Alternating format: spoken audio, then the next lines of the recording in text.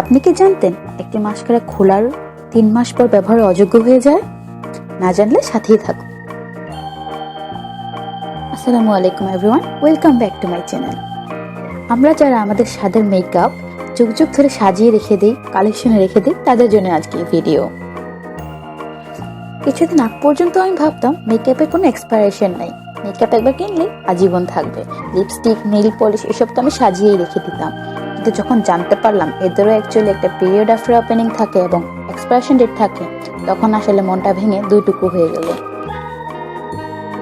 খাবারে যেমনি বেশি দিন থাকলে ব্যাকটেরিয়া পড়ে, তেমনি মেকআপেও প্রয়োজনের সময় বেশি সময় ব্যবহার করলে ব্যাকটেরিয়া পড়ে যায়, এবং সেই ব্যাকটেরিয়াওয়ালা মেকআপ ব্যবহার করলে আমাদের স্কিনে ইনফেকশন, অ্যাকনে এসব হতে পারে।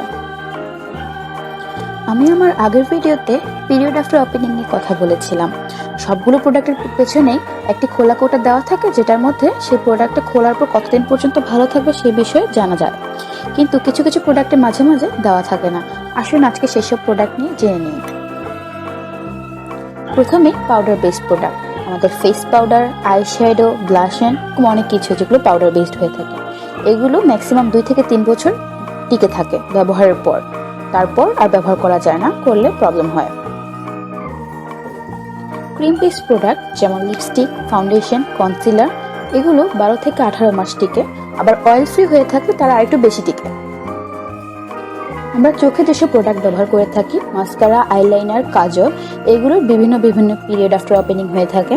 জেল বেসড আইলাইনার ইউজ করলে ওগুলো 2 মাসের বেশি পিরিয়ড আফটার ওপেনিং থাকে না। আই পেন্সিল যেগুলো, কাজল, এগুলো যেহেতু আমরা শার্পনিং করি সেহেতু এগুলো 2 বছর পর্যন্ত থাকে। মাস্কারা যেটা সবচেয়ে ওয়ান্টেড, সেটা হচ্ছে মাত্র 3 মাস। হ্যাঁ, মাত্র 3 মাস।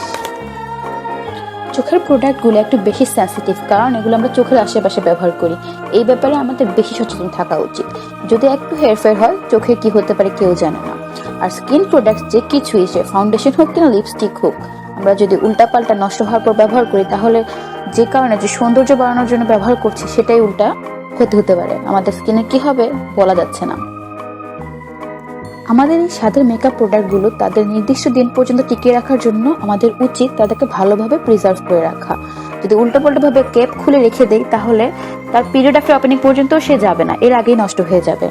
একটা মেকআপ প্রোডাক্ট নষ্ট হয়ে গিয়েছে কিনা সেটা তার রং, গন্ধ, টেক্সচার দেখে বোঝা যায়। আমরা যদি একটু খেয়াল রাখি তাহলে বুঝতে পারবো।